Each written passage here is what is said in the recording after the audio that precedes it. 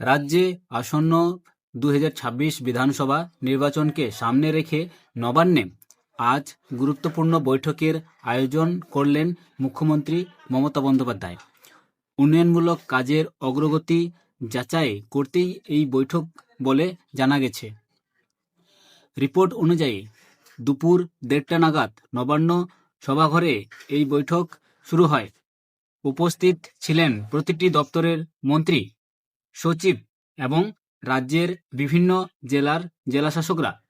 মুখ্যমন্ত্রী আজ পর্যালোচনা করেন এই বছর কোন কোন প্রকল্পে কতটা কাজ হয়েছে, কোথায় কাজ বাকি রয়ে গেছে এবং কোন দপ্তরে অগ্রগতি কতটা, বাজেটে বরাদ্দ থাকা টাকার কতটা খরচ হয়েছে, কোন ক্ষেত্রে ঘাটতি রয়েছে তারও বিস্তারিত রিপোর্ট তুলে ধরা হয় বৈঠকে।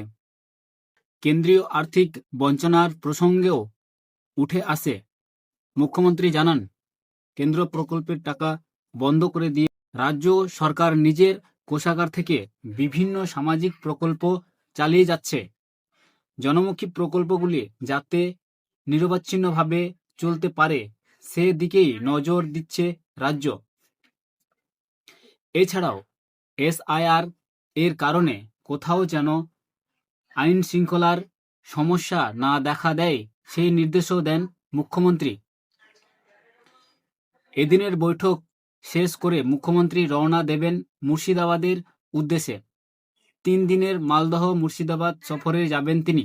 আগামীকাল মালদার গাজল কলেজ মাঠে এবং বৃহস্পতিবার মুর্শিদাবাদের বহরমপুর স্টেডিয়ামে সভা করার কথা রয়েছে।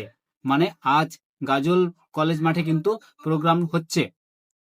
সেখানে কেন্দ্রীয় বঞ্চনা, ভোটার তালিকা সংশোধন সহ একাধিক ইস্যু নিয়ে বক্তব্য রাখবেন তিনি।